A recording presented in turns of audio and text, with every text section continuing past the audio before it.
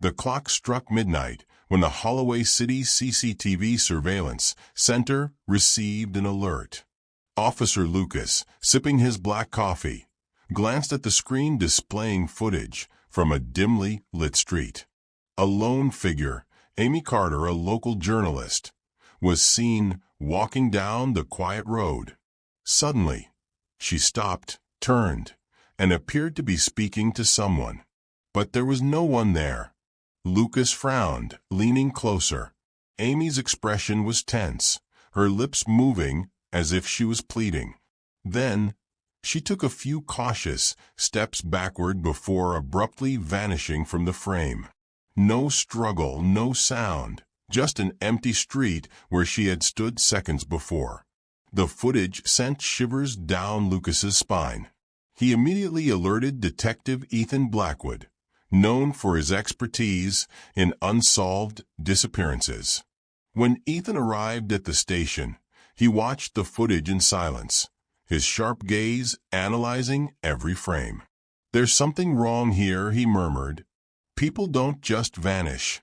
His partner, Detective Rachel Moore, crossed her arms. No forced abduction, no struggle. But she was talking to someone, or thought she was. Hallucination. Ethan replayed the footage, noting the timestamp, 12:03 a.m. "I want the raw files," he said, standing up.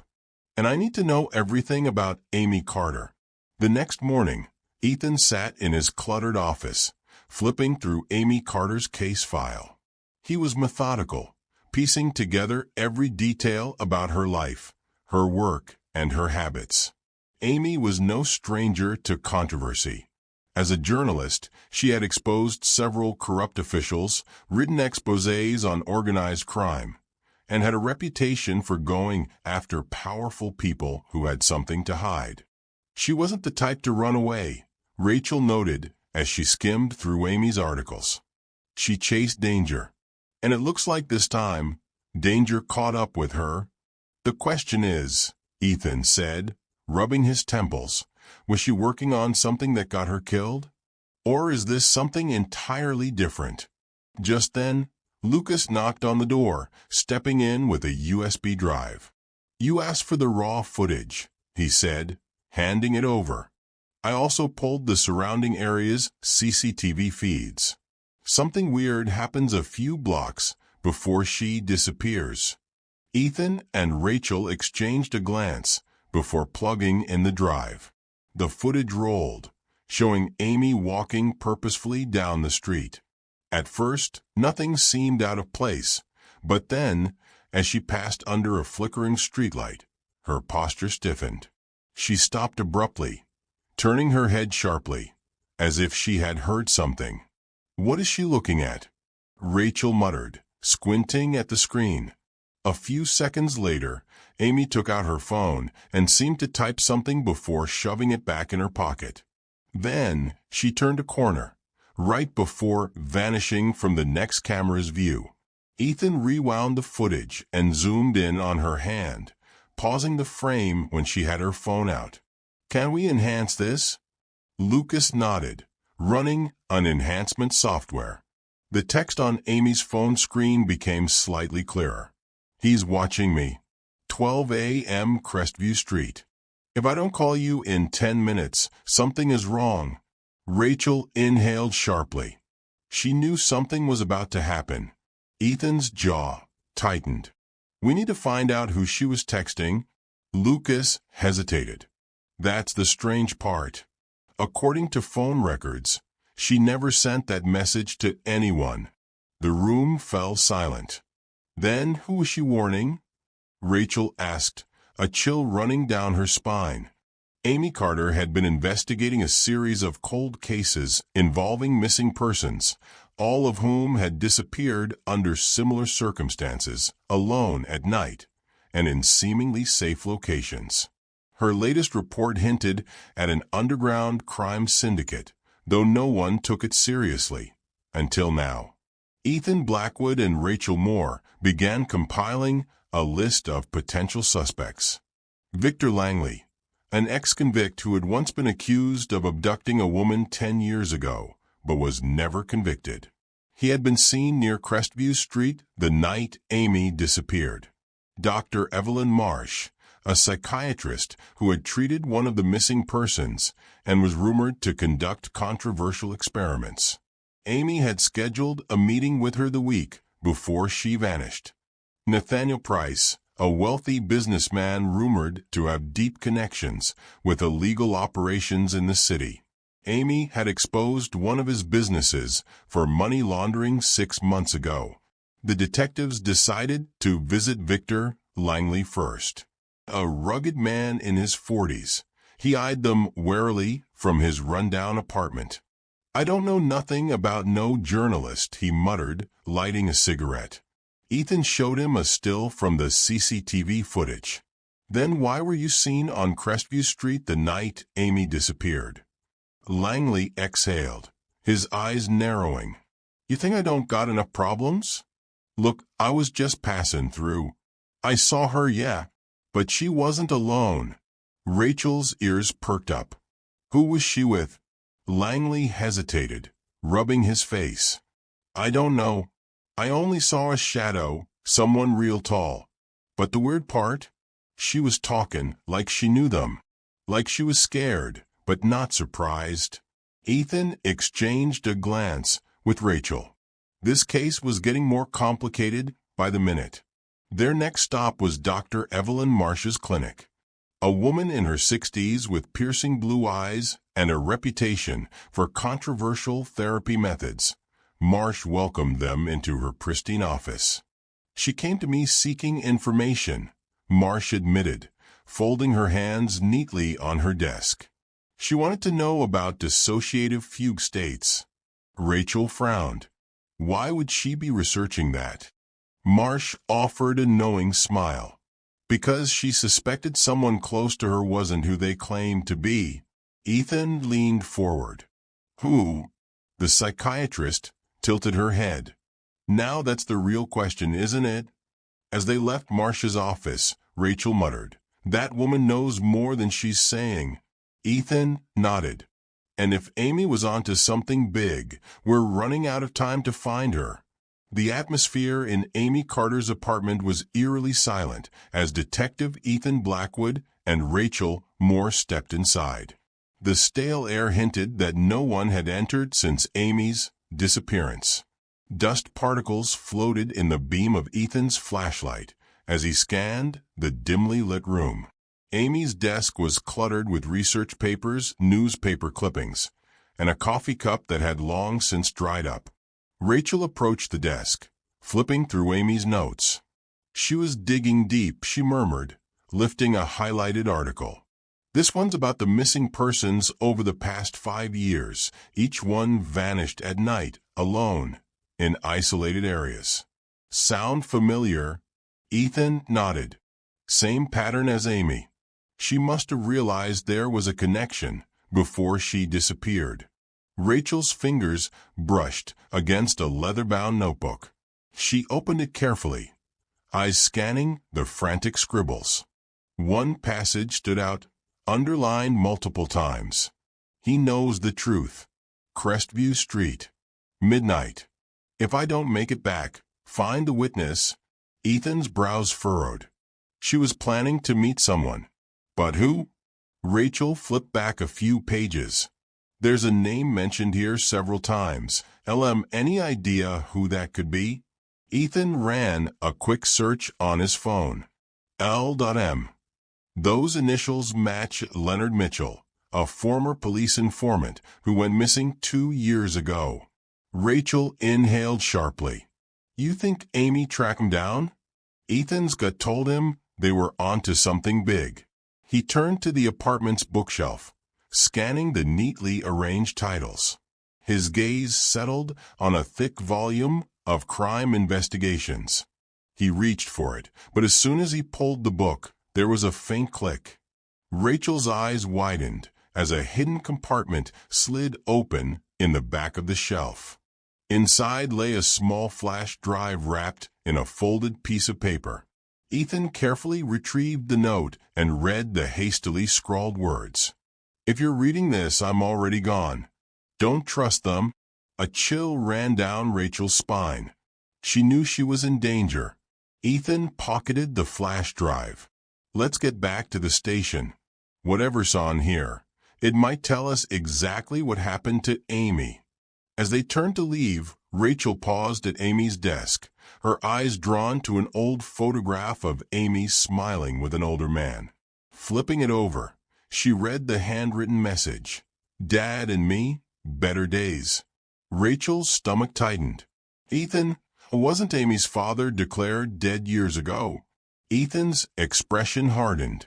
Yes, but what if that was a lie? Back at the station, Ethan Blackwood inserted the recovered flash drive into his laptop, eyes narrowed as he watched the files load.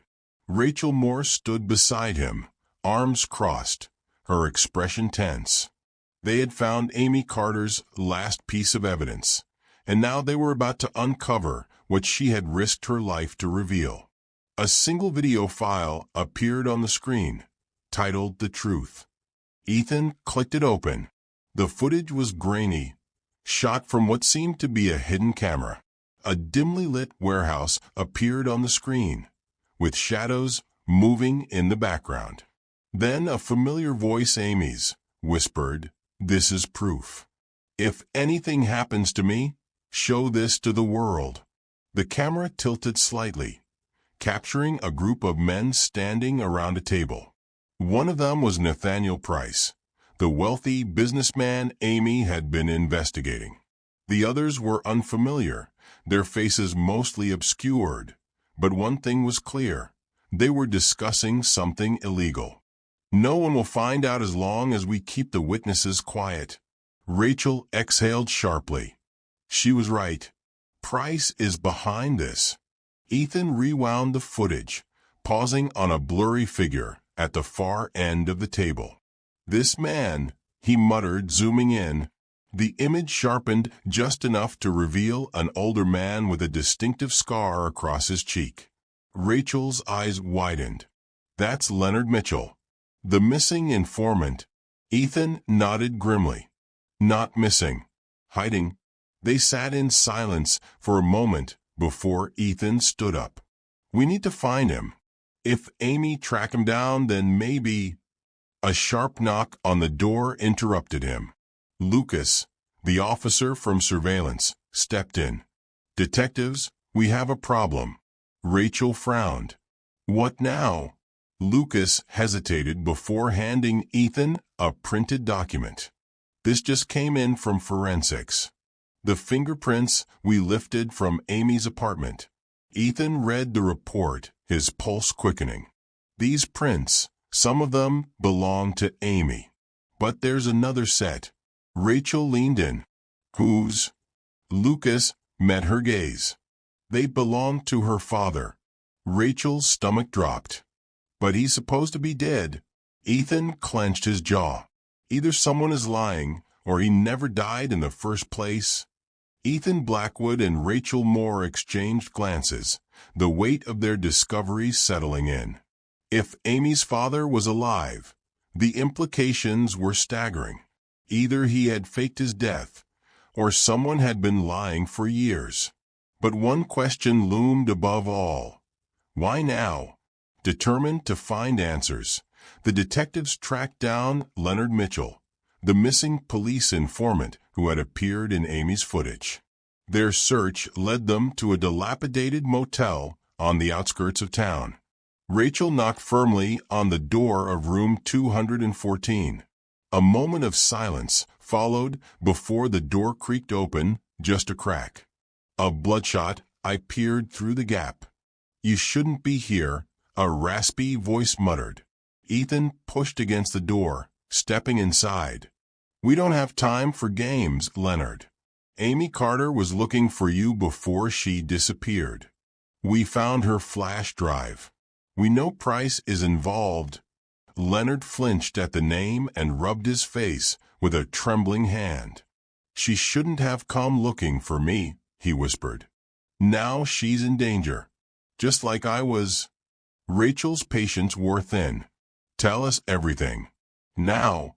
Leonard sighed. slumping onto the edge of a stained mattress. Years ago, I was Price's fixer. He thought I was loyal, but I saw too much. When I tried to get out, they faked my death. I went underground, stayed hidden. But Amy, she found me. Ethan sat across from him. What did you tell her? Leonard hesitated, then reached for a weathered envelope on the bedside table. Everything she needed to expose Price is in here. But it won't matter unless you find her before they do. Rachel grabbed the envelope, skimming through handwritten notes and confidential documents. This is enough to put him away for life. Leonard's eyes darkened. Not if he kills her first. A loud bang outside made them all freeze. Rachel peeked through the window. 2 black SUVs had just pulled up outside the motel. Ethan's pulse quickened. They found us. Leonard bolted upright. We have to leave. Now. The door burst open before they could react. Armed men stormed in, guns drawn.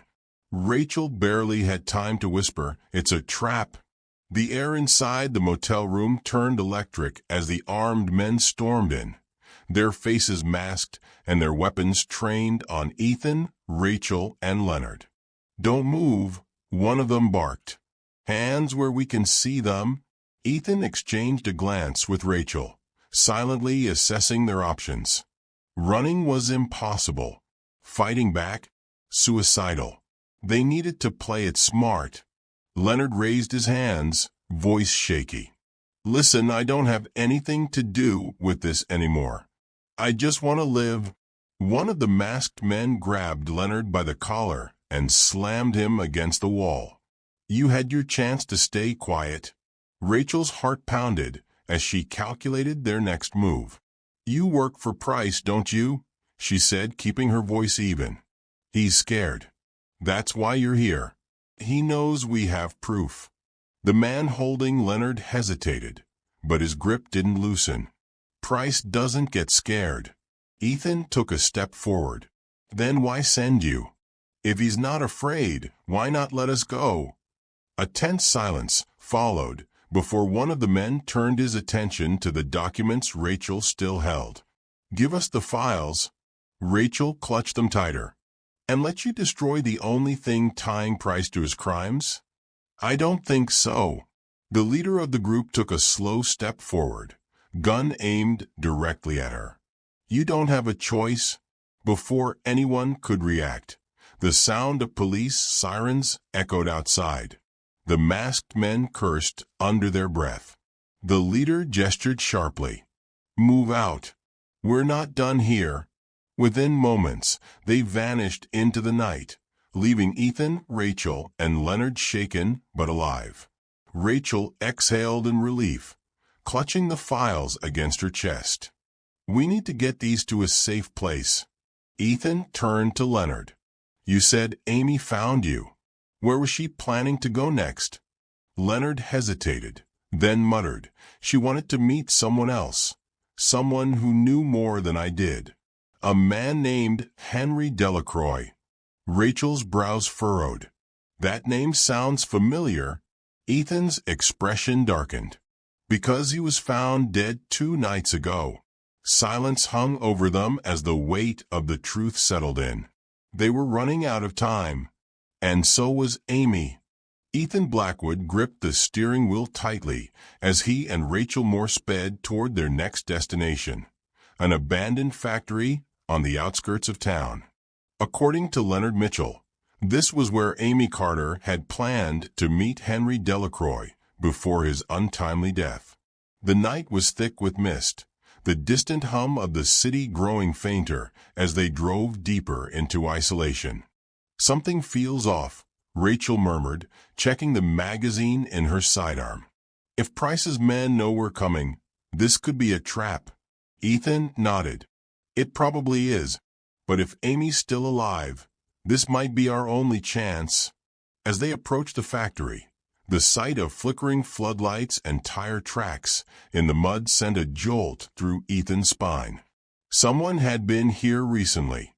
He killed the headlights, and parked behind a rusted shipping container. They moved swiftly and quietly, weapons drawn. The factory doors were slightly ajar, creaking ominously with the wind. Inside, the air was damp, filled with the scent of oil and decay. Footsteps echoed in the darkness. Rachel froze. "Did you hear that?" Before Ethan could respond, a voice rang out from the shadows. "You shouldn't have come." A single overhead light flickered to life, illuminating a figure bound to a chair, Amy. Her face was bruised, her wrists tightly secured. And standing beside her, gun in hand, was Nathaniel Price. Well, Price smirked, his eyes gleaming. "Detectives Blackwood and more. I was wondering when you'd catch up." Ethan's jaw clenched. "Let her go." Price chuckled. "Now, why would I do that? You two have been a thorn in my side for far too long." He pressed the barrel of his gun to Amy's temple. "Drop your weapons." Rachel hesitated, but Ethan lowered his gun, motioning for her to do the same. "You won't get away with this," he growled. Price tilted his head. "Won't I?" He gestured to the shadows, where two armed men stepped forward. "This ends tonight. For all of you." Before he could pull the trigger, a gunshot rang out. Price staggered back, clutching his shoulder. Leonard Mitchell stood at the entrance, gun smoking in his grip. "I owed Amy that much," he said. Chaos erupted. Rachel lunged forward, tackling one of Price's men, while Ethan grabbed his weapon and fired at the other. Amy kicked her chair backward, knocking Price off balance. Ethan moved fast, slamming Price against the cold concrete. "It's over." Price laughed, blood staining his teeth. "You think this stops here? You have no idea who you're dealing with." Rachel cuffed him. "We'll find out soon enough." Amy, still shaken, looked at Ethan. "You got here just in time." He gave her a small nod. "We're not done yet. We still need to find out who's pulling the strings. Because if Price was only a puppet, then the real mastermind was still out there." Ethan Blackwood sat in the interrogation room, staring at Nathaniel Price through the one-way mirror. Price was cuffed to the table, his wounded shoulder bandaged, but still seeping blood through the gauze. The smirk he once wore was gone, replaced by a cold, calculating silence. Rachel Moore entered, placing a thick folder on the table. "Nathaniel Price, you're facing charges for conspiracy, kidnapping, and attempted murder." Price leaned back in his chair, his voice low but unwavering. "You think this ends with me?" Ethan stepped forward, arms crossed. "You were sloppy, Price. We have the footage, the testimonies, and the financial records tying you to the disappearances." Price chuckled, shaking his head. "Then you don't get it, do you? I'm not the one calling the shots." Rachel's fingers tightened around her pen. "Then who is?" Price exhaled, tapping his fingers against the metal table. "You think Leonard Mitchell saved you? He was just as deep in this as I was. He was the link between us and someone much bigger." Ethan exchanged a glance with Rachel. "Who?" Price smirked. "You already know. You just don't want to admit it." Before Ethan could press further, a knock came at the door. Lucas, their surveillance officer, stepped in, his face pale. "Detectives? Leonard Mitchell is dead. Found in his motel room. Single gunshot wound." Rachel's breath hitched. "No, that's not possible. We left him under protective custody." Ethan clenched his jaw. "Someone silenced him." Price leaned forward, whispering, "And you're next." Ethan slammed his fist onto the table. "Who is pulling the strings, Price?" Price laughed. "You'll find out soon enough. If you live that long." Rachel exhaled slowly, gathering her thoughts. "We still have Amy." She can testify. Price's grin widened. Good luck keeping her safe. Ethan turned to Rachel. We need to move fast. If there's a bigger player in this, they won't stop until every loose end is tied. Rachel nodded, determination flashing in her eyes. Then we unravel it first. As they stepped out of the room, Ethan's gut twisted. The case wasn't over. It had only just begun. Days later, the city seemed to return to normal. Amy Carter had been placed under heavy protection, her testimony preparing to bring Price down for good. But Ethan couldn't shake the feeling that they had only scratched the surface. Sitting in his dimly lit office, he flipped through the evidence once more. Phone records, hidden bank accounts, files linking Price to high-profile figures. One name kept appearing, one they hadn't questioned yet. A knock at his door startled him. Rachel walked in, holding an envelope. This just came in. No return address. Ethan opened it and pulled out a single photograph. It was grainy, taken from a security camera. A figure in a suit, standing outside the police station watching. On the back, a message was scrawled in shaky handwriting. You're closer than you think. Ethan's blood ran cold. But instead of fear, something else took root, determination. Rachel, get the team together. We're not done yet. She looked at him, searching his face for hesitation, but found none. A small smirk played on her lips. I figured you'd say that. Let's finish this. The case wasn't closed. But this time, Ethan was ready to end it. He grabbed his coat, stepped out into the cool night air, and walked toward the unknown, where the final truth awaited. The following morning, Ethan and Rachel met with Amy in the safe house, where she had been kept under strict surveillance. The journalist looked exhausted but determined. They won't stop coming, will they? Amy asked, her voice barely above a whisper. Not until we take down whoever is really behind this, Ethan replied.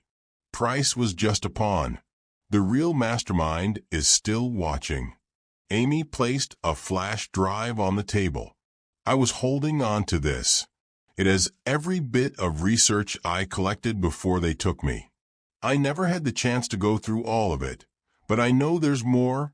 Rachel took the drive and inserted it into her laptop. Files opened, revealing encrypted documents, financial transactions, and a list of names. The last name made Rachel's breath hitch. Mayor William Stratford. The mayor? Rachel whispered. He's been funding Price's operations? Ethan's eyes darkened. That explains why this went so deep. If the mayor is involved, then this corruption goes beyond just Price's network. We're looking at an entire system protecting criminals. Amy clenched her fists. If you go after him, you'll be making enemies at the highest level. Ethan smirked. Then we better be ready. The sound of a car pulling up outside made them all freeze. Rachel reached for her gun, peering out the window. A black SUV sat idling at the curb. We're being watched, Rachel muttered. Ethan straightened, rolling his shoulders. Then let's give them something to watch. Amy looked between them. What do you mean? Rachel shut her laptop, slipping the flash drive into her pocket. We're going public. If we expose this now, they won't be able to silence us all. Ethan nodded. We take the fight to them. No more hiding. No more waiting. Amy hesitated before nodding. Then let's make sure they never cover this up again. As Ethan, Rachel, and Amy prepared to blow the case wide open, the city around them remained oblivious to the storm about to break. The darkness had controlled the city for too long. It was time to bring it to light. Final scene, the broadcast. Hours later, a news broadcast interrupted every major channel. Amy Carter appeared on screen, speaking with unwavering determination. Tonight, we bring you the truth about the corruption that has plagued this city.